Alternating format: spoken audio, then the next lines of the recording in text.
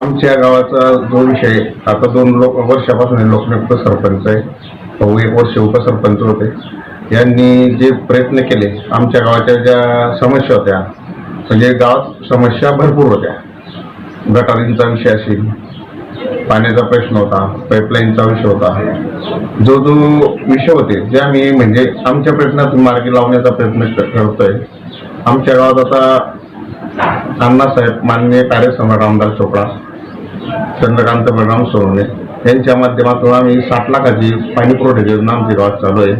टाकीचं काम आमचं आता पूर्णत्व गेलेलं आहे आणि त्या माध्यमातून आम्ही जी राहिली सुली जे पाईपलाईन होती, जिकडे लोकांना पाण्याची समस्या होती तिकडे आम्ही नवीन पाईपलाईन टाकली आणि नवीन पाण्याची सुरुवात तिकडे झालेली आहे. आमचे म्हणजे अगोदर 2 कुंपण आले काय, आता एक 3री पण झाली आणि म्हणजे त्याच्यामुळे आमचं जवळजवळ पाण्याच्या जेवढी समस्या होती ते सर्व म्हणजे पाणी प्रश्न हा आमचा राहिलाच नाही. सर्व तो प्रश्न आमचा मार्गी लागला आहे. त्याच्यानंतर आमच्या गावात म्हणजे ग्रामपंचायत स्थापना झाली.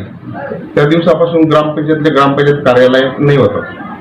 माननीय कार्यसम्राट आमदार अण्णासाहेब चंद्रकांत बलराम सोनवणे यांच्या माध्यमातून आम्हाला 20 लाखाची ग्रामपंचायत मंजूर केली.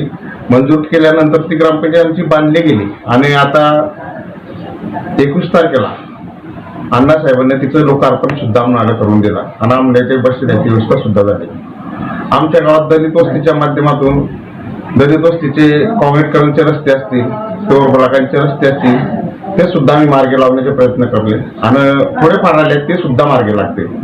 त्याच्यात दलित वस्तीमध्ये अण्णासाहेबांच्या माध्यमातून म्हणजे त्यांच्या प्रयत्नांना माझी आमदारांना सत्ता करून चोपड्या तालुक्याचे कार्यसम्राट आमदार प्राध्यापक चंद्रकांत बलराम सोनवणे यांनी जे आम्हाला 20 लाख रुपयाचा निधी दिला त्याचं उद्घाटन आम्ही 6 महिन्याच्या अगोदर केलं. त्याच्यानंतर 6 महिन्यात आम्ही बांधकाम सुद्धा पूर्ण करलं. त्याला कारण असं आहे की ग्रामपंचायतीला स्वतःचं कार्यालय सुद्धा नव्हतं आणि ते कार्यालय आम्हाला कसं उपलब्ध करायचं आम्ही उपलब्ध अण्णासाहेबांच्या माध्यमातून करून घेतलं आणि त्याचं काम सुद्धा करून घेतलं आणि अण्णासाहेबांना लोकार्पण सुद्धा करून दिलं. तर आम्ही ह्या 2 दिवसात आम्ही तिकडे म्हणजे स्थलांतर होणार होते, पण असं जे जुन्या लोकांची म्हणा आपली काहीतरी शुभमुहूर्त व्हा तर बाकीच्यांचं म्हणणं पडलं बा आपल्या गावाला पहिल्यांदा कार्यालय भेटलं तर तुम्ही गुढी पावड्या तिकडे शिफ्टिंग व्हावा. तसं आम्ही म्हणजे आता तिथं आमचं लाईटिंगचं काम चालू होतं, फिटिंगचं काम झालेलं आहे, आता फर्निचरचं आमचं काम बाकी आहे.